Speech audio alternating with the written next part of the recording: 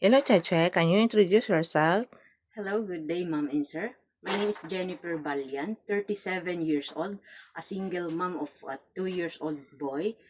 I have experience, I have 10 years experience in Middle East in one family only. I've served 9 people in the house. In and also I have experience taking care of a bedridden man, which is 73 years old. Um, I also have experience here in Hong Kong for almost a year. To be specific, 11 months. I took care of a 2 years old boy and a 76 years old popo. I can speak so very basic Cantonese. I speak English well. My expertise is tutoring toddler and cooking. I can do all the household chores, ironing, laundry, cooking, cleaning, dusting. Um, I can do market also, grocery. I can follow instructions.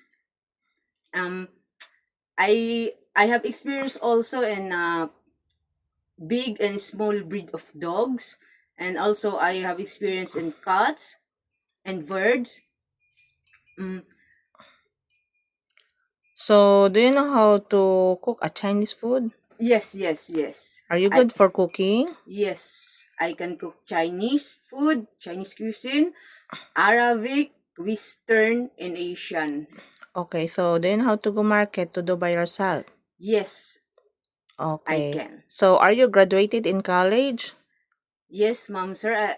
I graduated the vocational course, 2 years course in computer technology. Okay, so how long you want to work here in Hong Kong? I am very willing to give my long service, madam, sir, to your family as long as you want to. Okay, you love Hong Kong? I really love to. That's why I'm trying to find my luck here. Mm-hmm. Are you willing to take care of baby, kids, elderly, and I pet, and yes. then bedridden? Yes, ma'am, sir. I'm very willing to do that. And I am confident that I have experience in that. Okay, Cheche. Thank you so much. Thank you, madam, sir. I hope to be part of your family soon. I can turn your house into home. Thank you.